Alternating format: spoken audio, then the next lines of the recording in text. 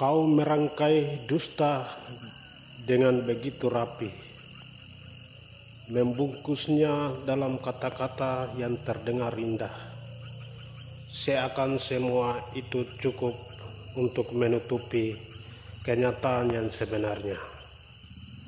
Kau berjalan dengan percaya diri, berbicara seolah tidak ada yang perlu disembunyikan, seolah aku tidak mampu melihat celah di balik semuanya yang kau ucapkan.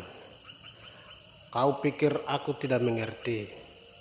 Kau kira aku hanya diam tanpa makna, padahal diamku bukan karena aku tidak tahu, tapi karena aku memilih tidak menjatuhkanmu dengan kebenaran yang sudah jelas di mataku. Aku melihat lebih dari yang kau tunjukkan. Aku memahami lebih dari yang kau jelaskan.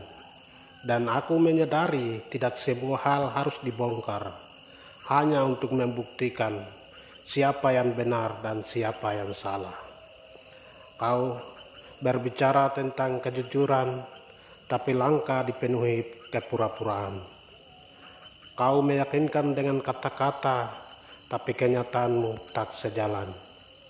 Dan disitulah aku belajar bahwa tidak semua yang terdengar indah itu benar adanya.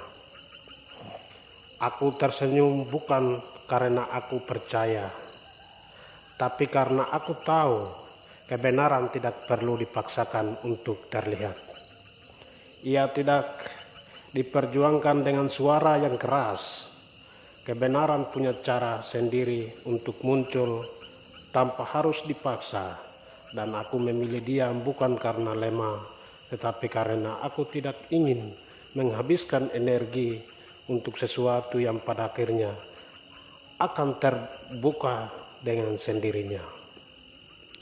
Aku tidak ingin mempermalukanmu di depan banyak orang. Aku tak ingin menjatuhkanmu dengan fakta yang bisa saja aku ungkap kapan saja. Karena bagiku menjaga harga diri lebih penting dari memenangkan perdebatan. Tapi jangan salah artikan diamku. Jangan pernah mengira aku tidak tahu apa-apa. Karena saat aku memilih untuk tidak berbicara, itu berarti aku sudah cukup melihat, cukup memahami, dan cukup menilai semuanya.